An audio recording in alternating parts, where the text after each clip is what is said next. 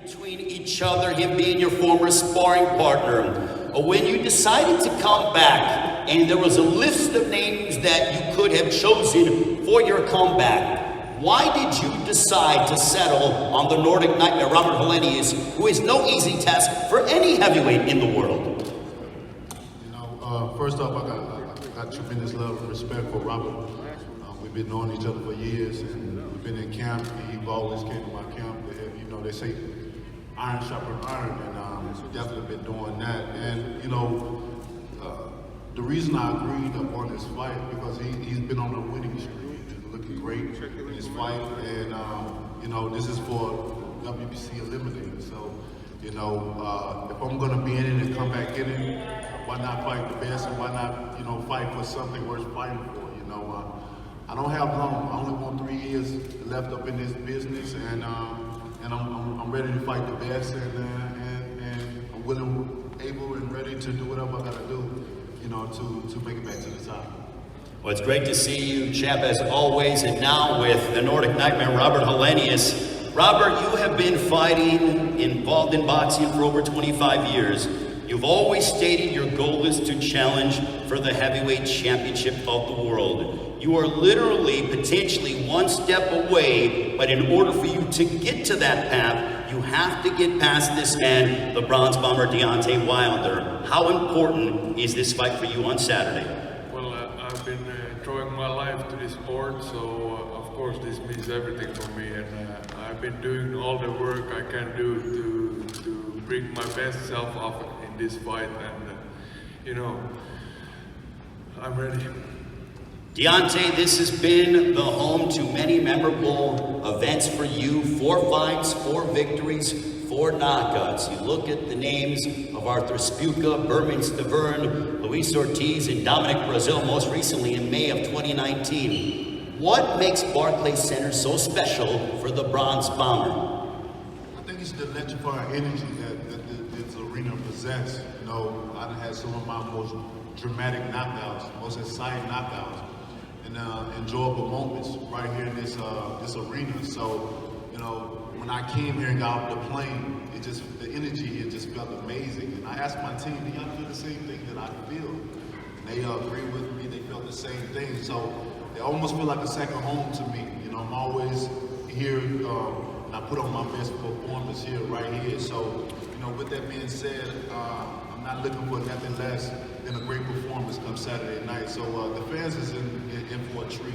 You know, it's a lot on the line, you know, and I think I got the right opponent to for us to get the fans what they want to see. You know, one thing that resembles me and Robert, he got a warrior heart, a warrior mentality, and everyone knows I will have a warrior heart and mentality as well. So when you fight with your heart, you're willing to go out on your shield, and that's what's going to be tomorrow. We're going to go out on our shield, baby. Is that why you had such an extensive training camp? I mean, your pre-camp, I thought, was rather remarkable. You put in hundreds of rounds in your pre-camp, even before diving into training camp. Is it because you know that you have a dangerous and formidable opponent in front of you on Saturday?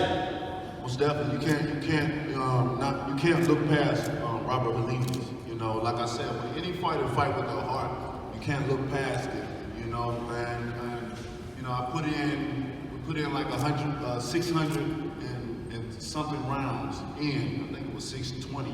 You know, how much was it? Well, I'm downgraded. 725. So since Don House, a part of the Deontay Wilder I'm downgraded. House been keeping up with everything, and it's been a tremendous camp. You know, pre-camp been tremendous, and going into official camp has been just as great as well. You know,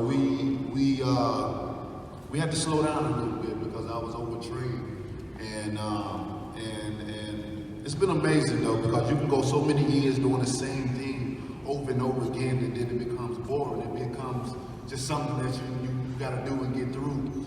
So we changed up a lot of things. We changed up location. I was out in Vegas for a long time, and then I did my sparring back in Alabama, and it refreshes a lot of things. We're back to the basics of a lot of things, and this whole title for me, you know, this second phase of my career is all about having fun. You know what I mean? It's all about having fun. I always tell people I'm happy and I'm at peace in my life and where I stand. You know, where I am, the grass is green. You know what I mean? And can't nobody knock me off of that. So I'm looking forward to Saturday night. Although we're sparring partners and we respect each other highly, understand that, you know, it will be, the beast will come out come Saturday night. You know, people ain't got to worry about whether they friends or whether, you know, he said he loved them and all that, you know. Yeah, it's going to be fire come Saturday night, that's for sure. Robert, what have you done in preparation? You both have had, you know, lengthy time together in sparring, but it's obvious that this man has destructive power, a knockout percentage of over 91%. You got to respect that as well, of course. We've been doing a lot of footwork, a lot of jabs, a lot of sparring as well, so, and we've been at it the whole year, so we didn't know the opponent in the beginning of the year, but we've been training all year. So, you know, sitting here, I don't know what to tell you guys anymore. I've been in so many press conferences, but we've been doing a lot of good work, and I feel like this is my time now, and the fight is gonna be really, really good. For you, what is it like to be back here at Barclays Center? Because not only has Deontay Wilder had success here, but you have as well. You went ahead in March of 2020, right before the pandemic. You know, you were a heavy underdog coming into your fight against, at the previous time, the undefeated Adam Kopnatski. You came out, you shocked the world, and you smashed him. So what's it like for you to be returning to one of the best nights of your career? Yeah, I've been fighting once at Barclays Center, and the atmosphere was crazy good, like Wilder said, and I feel like the same thing is happening all over again. Deontay, you mentioned in the theme to this fight, since you decided to come back, that you're fighting for yourself. What does that mean, and how dangerous does that make the Bronze Bomber? Well, Ray, I gotta correct you. You know, coming back in the second phase, I'm a true people's champion. I'm fighting for the people. I was selfish, just fighting for my family and bringing them up, you know, bringing them out of poverty, being able to establish a lifestyle that we love to do. And when I want to do something and go places, I'm able to do so at any given time at will, you know. But being the unveiling of the statue for me meant a lot to me. To see so many people come from so many different countries out to join hands with us, to unite with me and my family and my loved ones. It meant a lot to me, you know, man, you know, just to think about the past. You know, they say when you think about the past, certain emotions come out of you. And to think about that moment in time in history for me, man, it's an amazing feeling. So it just allowed me to understand that I mean so much to so many people around the world. You know, people gravitate to the things I do, to the things I say, and they apply it to life. Like I said, you know, the only way you obtain knowledge is applying it to life, and that's how you become wise. And to see that, to see so many people shed tears and break down families and stuff like that, it allowed me to know, man, I gotta keep going. You know, I'm still young. I got 3 more years. I want to do it to about the end of 40, and that's it. So I'm gonna provide my service to my greatness for the next 3 years, and then I'm out of here. So this is for the people. You know what I mean? This is for the people to have fun and do what I gotta do, baby. So the Bronze Bomber back. So long live the heavyweight division. Well, you mentioned 3 years because you said you want to fight till 40. So before I get over to Anthony Durrell, I want to wish you an early happy birthday. I know your birthday will be next Saturday, October 22nd. So happy early birthday. Now I got 2 more years. Thank you. Okay, 2 more years. Well, speaking of birthdays, Anthony Durrell will be celebrating his birthday tomorrow. Happy early birthday to you, Anthony. But the odds makers in Las Vegas, as they look at this fight with you and Caleb Plant, you are as much of a 6-1 underdog. What are your thoughts? Do you pay any attention to that, or do you use that as extra added motivation? That's just some another way for me to make a little bit more money. That's it. You know, but I'm fine. That's people's opinion at the end of the day. That's what they think, and it's fine. Where do you feel, not giving away your game plan obviously, but where do you feel you hold the advantages over Caleb Plant? Caleb ain't showed special. Period. No fight. He showed me nothing special. He's a good boxer, but other than that, he showed me nothing special. Just be ready for Saturday, because I am. Caleb, you have pointed out about Anthony Durrell. You stated that he has on your social media that he has a big bark but no bite. Why have you come to that conclusion, and how do you assess Anthony Durrell as a prize fighter? Well, he's a former two-time world champion, so I'm prepared. Me and my team are prepared. We work really hard for this moment.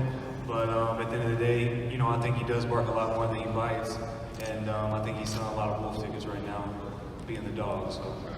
Anthony, did you see any of those social media posts from Caleb Plant? Did people send them to you and everything else? And what were your thoughts? Did you take that as gamesmanship, or did it upset you?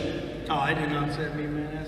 That's how you feel. He wanted me to engage with him. I'm too old for that shit. I don't play with kids. He a kid to me. Well, I saw earlier in the week you posted a photo where you looked in impeccable physical shape. Is this, I know a lot of fighters say this, but how would you analyze your training camp for this fight? One thing about Anthony Durrell, correct me if I'm wrong, but I feel like you fight better when there are emotions in a fight. Is that fair to say? Sometimes, we just got different game plans for different people. I think you got to go into every fight with a different game plan because everybody don't fight the same. So we got a game plan for Caleb, and we're going to use it. What's it like, again, continuing your partnership with Javon Sugar Hill, who's obviously been the trainer to many elite world champions? He's a great trainer, A+ trainer. Been my trainer for a long time now, and he even trained me when I was younger. 13, something like that, young. So, we familiar with each other. Caleb, for you, one thing I know ever since you were a young budding contender is that you crave championship gold. How much do you want to become a two-time world champion? Because the hunger that I see from you, I feel, is that of a hungry contender. Yeah, absolutely. Becoming a two-time world champ will mean everything to me. I've worked my whole life tirelessly to get to this point, but I still have a lot more boxing to give. A lot more fights to give the fans, but first things first, you don't get to that world title without focusing on the fight in front of you. I got a fight this Saturday, October 15th, Fox pay-per-view, and that's what I'm fully focused on, and that's all I'm focused on. What kind of statement are you hoping to make on Fox Sports PBC pay-per-view in this, your first time fighting here at Barclays Center? Yeah, just looking to get my hand raised in fashion in whatever way that means. So tune in, it's gonna be big fireworks. Country boy right here, Deontay Wilder, in the main event, and this is a great card. A lot of great action going to be on the card, a lot of great fights, a lot of great fighters, so I'm definitely encouraging everybody to tune in, and we're going to turn up. Deontay, this is your second straight fight with Malik Scott as your head trainer. I feel like you guys are just getting to another level when it comes to your continuity, the relationship, the time in the gym. I mentioned during the video workouts that you were moving like a middleweight for that matter during the workouts. But tell us about you and the bond that you have with Malik Scott, your lead trainer. Man, that's he got a part. That's my guy, man. You know what I'm saying? He definitely holds a part in my heart. We've been together for a very long time, and when we first met, man, we clicked instantly. I cooked for his family. He dropped a lot of gems on me dealing with the boxing. He's been in it longer than I. His mother's the same birthday as I, mine is his. So it's a great family that I have. I have a lot of day ones on my side with me, along with my conditioning coach, Joey Scott, right here. He's definitely day one. Day one from day one. So it feels good to be able to have so many great guys a part of my life. Whether it's dealing with boxing or dealing with just life itself. So I'm looking to end my career on a happy note with my guys right beside me. Robert, for you, you're a heavy underdog coming into this fight, more than a 4-1 underdog. Yes, you are. So right now, the odds makers have you as a 4.5 to 1 underdog. Clearly, you're not paying attention to that, but you were an underdog coming into your fight against Adam Kopnowski the first time back in March of 2020. Do you like having that role of people picking against you? Yeah, I think so. I think it gives me more strength, more power. What have you learned over the course of your career? Because if people don't know, Robert Helenius has been an elite heavyweight, especially in Europe, for well over a decade. Do you feel now, Robert, that the time is here for you to capitalize and make your movement to try to become the first world champion from Finland? Yeah, I wouldn't be here if I wouldn't believe in myself. So I think I would have found an easier job to do if I wouldn't believe in myself. Now, Deontay, I know that you don't want to look past Robert Helenius, but there have been reports that Alexander Usyk, the heavyweight champion of the world, is going to be here at Barclays Center to watch your fight, and that potentially, if you're victorious, that he would like to fight you next. What are your thoughts? My thoughts is, many people have said many things, to me about fighting me, and when the time came, we went the other way. So I reached out, and some of my guys that's close to me that knows him, I asked him about his character as a person. But sometimes your character will tell who you are. And I asked him, is he a man of his word? Certain things, and they confirmed to me that he were. And so I can only hold him for his word, So we'll see what happens. So hopefully he'll manage his word, and upon being victorious, we'll see what happens. You know what I mean? And that's the great thing about being a heavyweight in a small division, that you always want to fight away from a title shot. And we'll see what happens. And I can't wait. Neither can we. Anthony Durrell, Caleb Plant, before we get ready to let you guys go, Anthony Durrell on Saturday night on Fox Sports PBC pay-per-view. How is your fight going to unfold against Caleb Plant? At the end of the day, I'm going to get my hand raised. Do you want to say anything final to Caleb Plant? I don't need to say nothing to him. Caleb, your prediction for your matchup against Anthony Durrell in this super middleweight title eliminator? Just being get my hand raised in passion, and that's about it. Is there anything final that you want to say to Anthony Durrell? Just that I hope he's fully prepared. All right, Caleb Plant, Anthony Durrell, what a matchup that is going to be. The tensions are certainly high. Finally, they get an opportunity to collide on Saturday. Robert Helenius, your prediction for your showdown against the Bronze Bomber, Deontay Wilder. He's starting like this. Hand raised. Yes.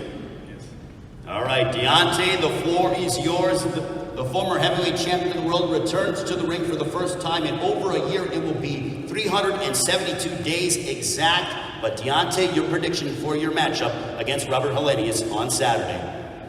I just appreciate everybody coming out. This is going to be a great fight come Saturday night. You don't want to miss it. I bring the excitement to the heavyweight division on back, baby.